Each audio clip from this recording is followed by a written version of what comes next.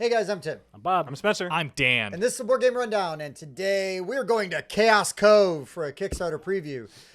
This is a new prototype that we have from Martin Wallace. Friend of the show. And friend of the Yeah. show, Martin Wallace. We're going to just keep saying that until it happens. That's We're right. gonna speak that into existence. And in Chaos Cove, it's really interesting because it is one player wins, but everybody can lose. Yay. Yes. Because we are all hanging out in Chaos Cove, and it's an awesome place to be. But there are pirates and there are barbarians that want the rum that we are drinking in Chaos Cove, and so they're attacking it from either the sea or the land. And so it's all up to us to defend it, and then we get the most glory by having the best rum parties and all those good things, and defeating the most pirates and barbarians. How do we do that? Well, it's really, really easy, or not. No, it's not that the game isn't easy. It's just that this game will slap you around a little bit. What you're going to do is there's 16. We determined 16 different heroes, and they're all in these tiles. What we would do, this is a prototype, so I don't know what finished components will look like. But what we do is every player is going to get 4 of these tiles randomly. So you shuffle them all up. They all have asymmetric player abilities. So when you play them, they're all going to do something different. There's also, you're going to have a hand of cards. And the cards are going to have all of those heroes on it as well. And the cards are multi-use. They can provide you with land combat value. They can provide you with naval combat. Some of them are none on land, right? Because John's a walrus. He's not fighting on land. Yeah, none on land. So it can give you naval combat, could give you land combat. Some are better than others. Some are no combat. But the trick is when you play these cards, and so we'll get right into that. On your turn, you're going to place your hero at one of these worker placement spots. Now, for the prototype, we have this little handy dandy player aid, which tells us what all of the worker placement areas do. And if you go there, they've got multiple resources and all kinds of stuff listed there. So the fun thing for me in this is when you go there, there's so much stuff you can do, even if it's not a ton, because there's like all these resources listed. So you can take up to 2 of those resources when you place your worker. The other thing is that location is going to do a thing, right? So like the lighthouse might flip up 2 pirate tiles. So let you see what's coming. So then you get to do that. Then you played your character, right? That hero on that spot. Now you can do that hero's ability if you want. And then if you have a card of one of the heroes that is on the board, you can play that card if you want for the text ability on it. Or you could save that card later for combat. Right. I mean, that's basically like what you do on your turn. Yeah. You're gaining all kinds of different resources. You're gaining food and wood and rum, and there's gunpowder. You're also getting sabers and cannons. So the cannons will give you a +3 in naval combat, and the sabers, the swords, will give you a +3 in ground combat. And so you're going around, you're setting all of these things up, because what's going to happen is you have a ship. Everybody starts with 1 ship and 1 fort, and they're starting cards that are the same for everybody. And it basically does one thing. Like this will give me a rum and a wood, and this is if I spend a rum, I gain a dollar, a doubloon, and a gunpowder. So after we've all placed our workers, right, you can place 2 for free. Basically, go 1, boom, boom, boom, go around again. And then if you want, you can pay 3 doubloons to place your 3rd worker. And then when it comes back around, you can pay 3 more doubloons to place your 4th worker if you want. Don't have to. Then once everybody's done that or passed, we will use your forts and your ships simultaneously. This is everybody just gaining the resources from their little engine that they have built with their forts and ships cards. Once everybody has done that, in turn order, we will buy construction cards.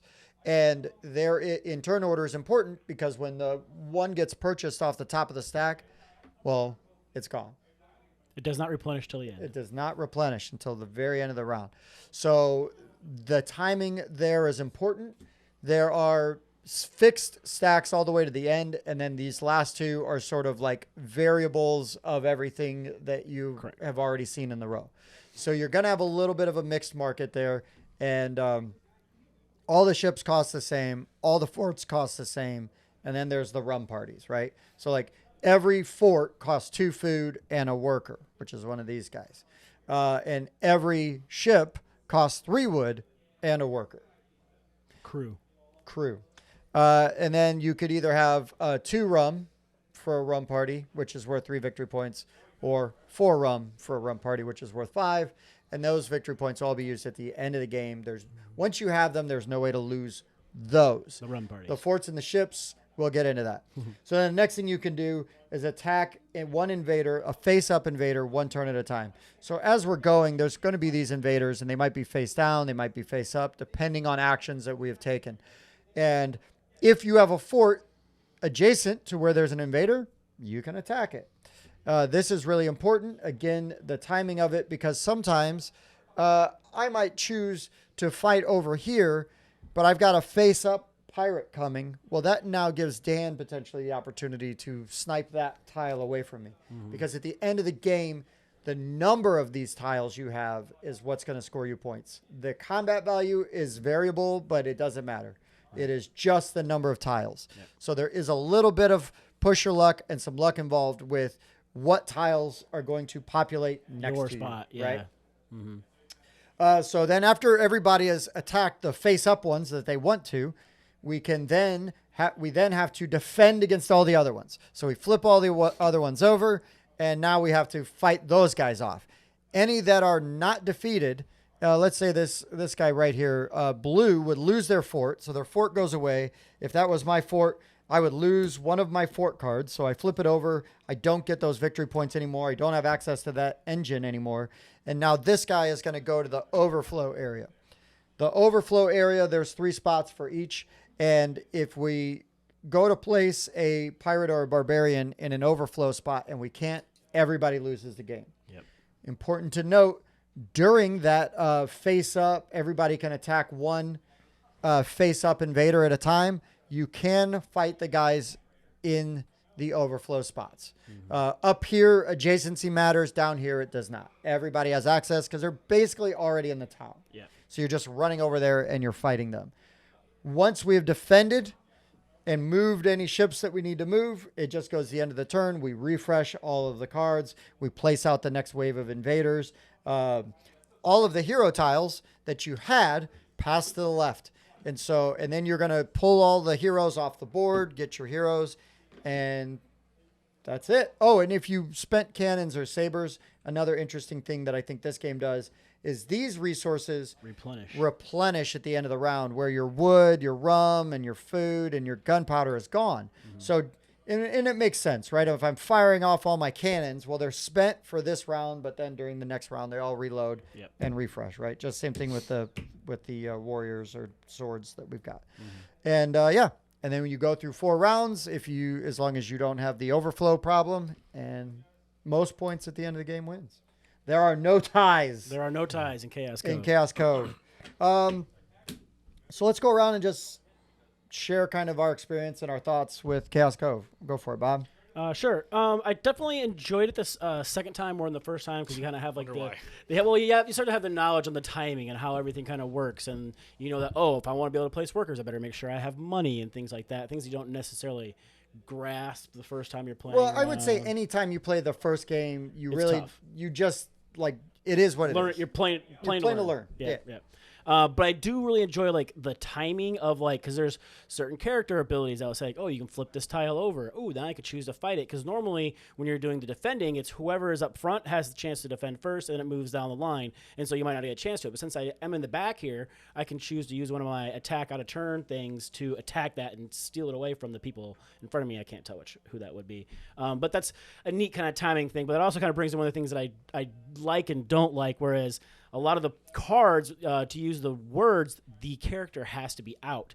And so if you're playing with 2 players or 3 players, there's 4 characters that are never being played in a round, and so those cards are almost dead cards. You can still use it for combat value, but you can't use their ability that turn. I don't see that as a negative, because everybody is limited by the same thing. Right, it's pros and cons. It's good in some ways, but sometimes dang it, I really want to be able to play this card, but it'll have no chance of being put out there. And like any game, though, if you just say, I will only play Chaos Cove at 4 because I don't like that, but only play it at 4. Sure. For me, it's not a negative. But it also adds a nice little strategy because I saw I had the guy that let them move around the pirate ships, and I was like, if I let him move around the pirate ships, he's going to destroy us. We did it anyway, but so I didn't play that hero, and he couldn't play those cards. Right. So but then also I surrender a little bit for you, though.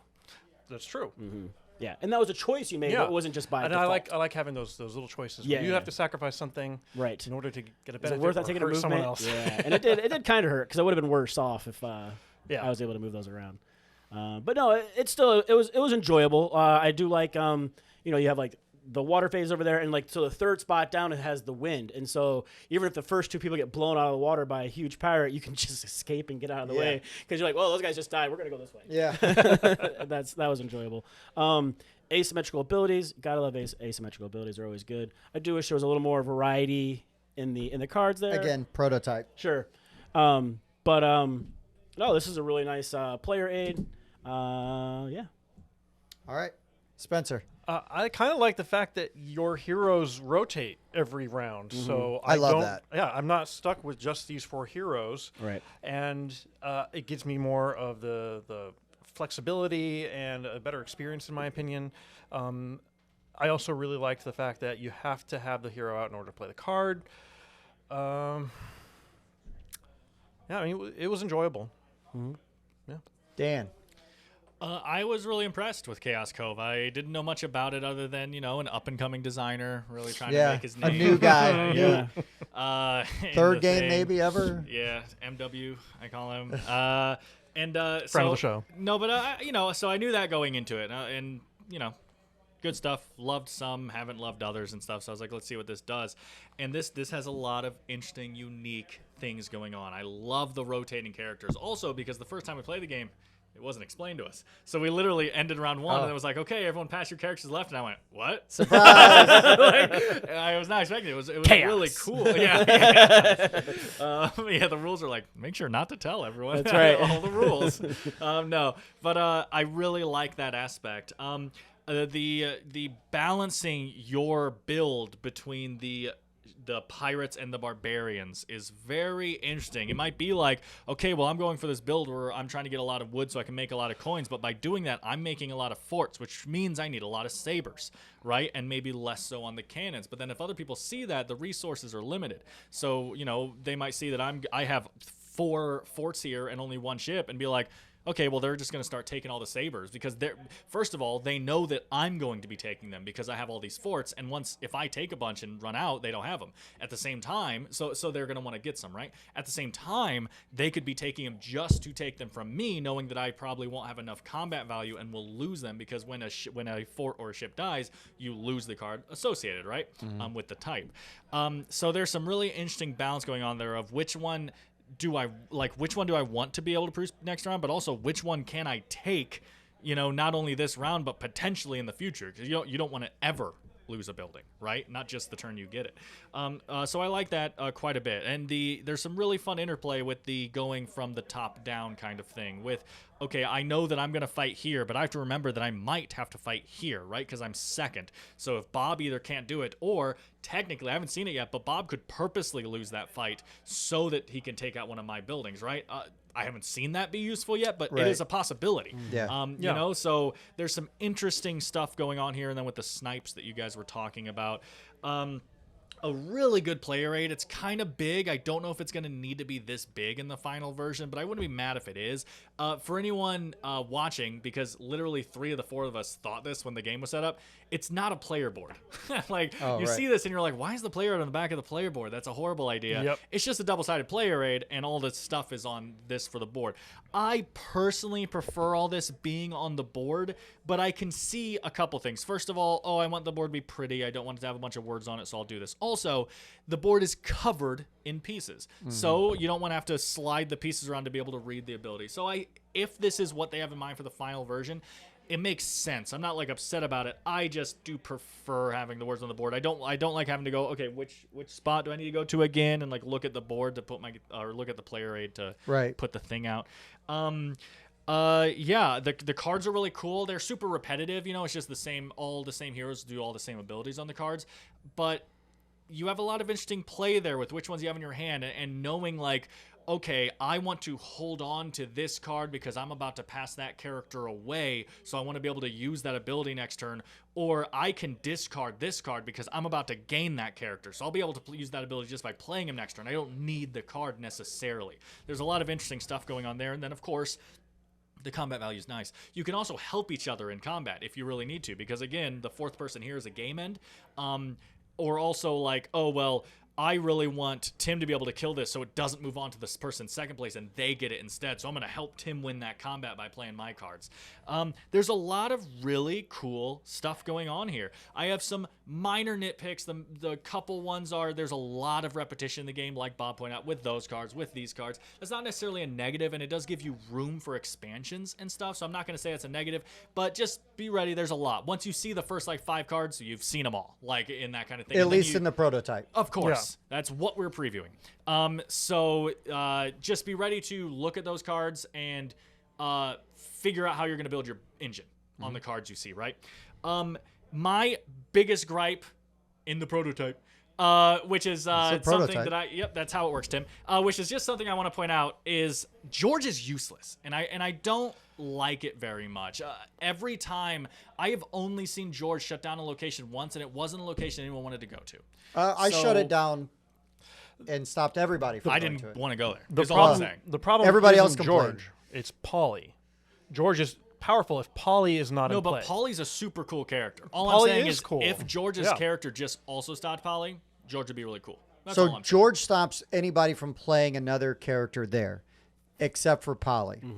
And if somebody plays a Polly card. Right. But which Polly needs to be on the board for. Right. Which, as you can see on the board, all four people at the location, because it is not that difficult to get around. So I just feel like George has a really cool ability that's too easy to cheat. And that's just a personal thing for me.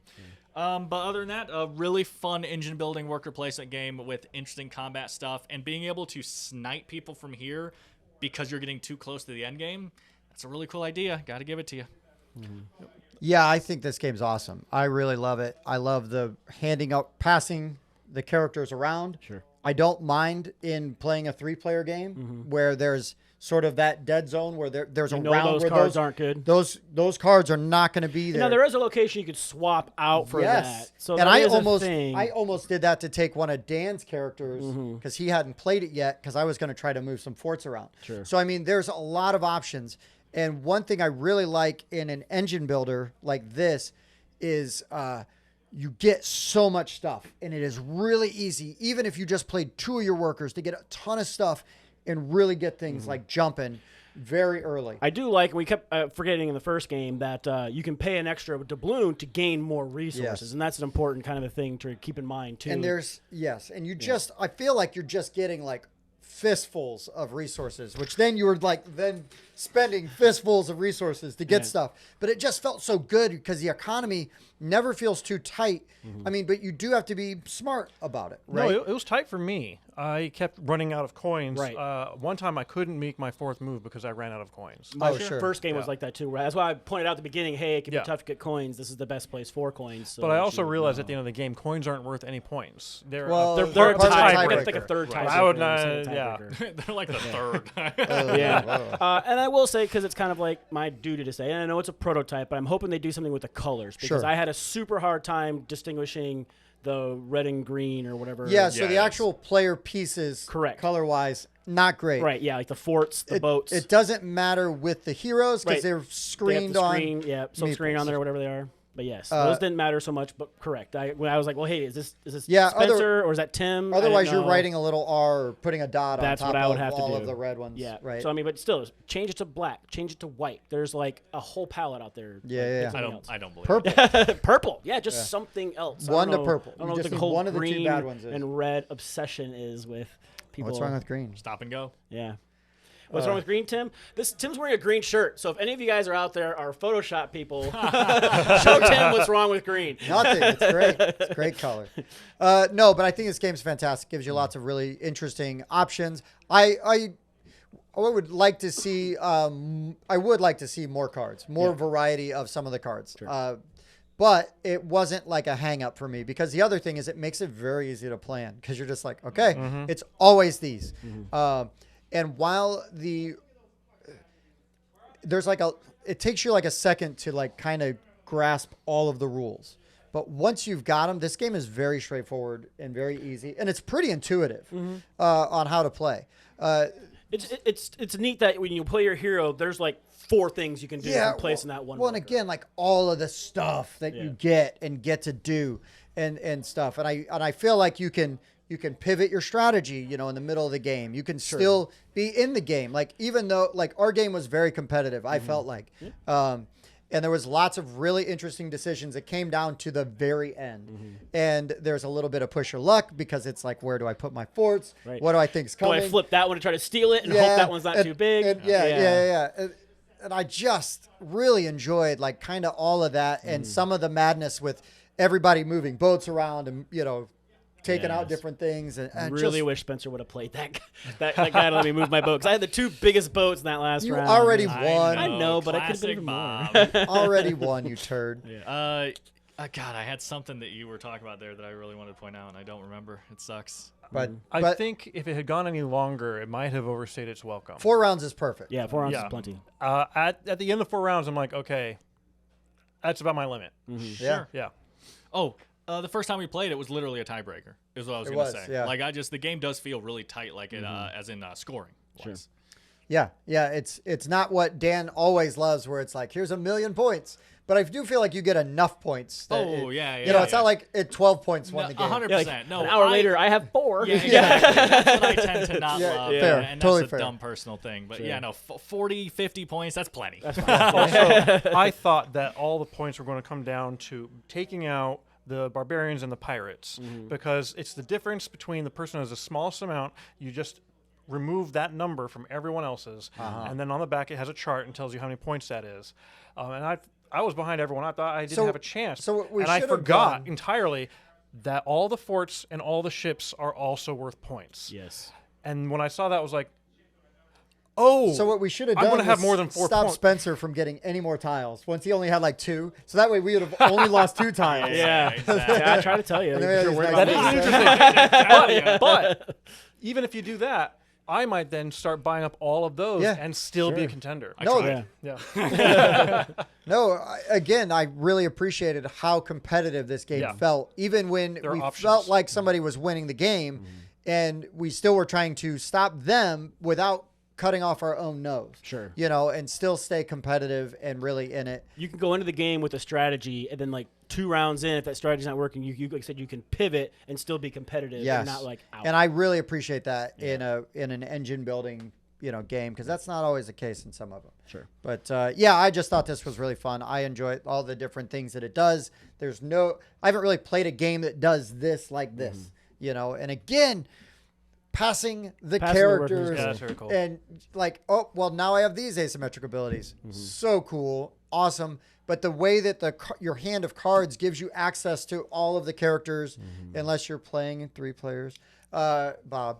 But it gives you access to all these other characters, and you're just kind of waiting, like, okay, like please play that character, because then as soon as they play that character, I'm gonna do this. It would be super interesting, even though I was kind of complaining about the 3-player thing, to play it 2-player, and like how popular that swapping your worker out would be huge. Spot would become. It'd be huge. It'd be interesting to see. Because in a 4-player game, it's important every once in a while if you're like, I really need poly, or I really need It was going to come down to, is Spencer going to play that poly that last? Because I had 2 poly cards in my hand. I was like, if he plays it, my other characters are good. Otherwise, I'm not sure what I'm going to do. Yeah. And you might have to swap. I was going to swap his character out and take it and force the issue.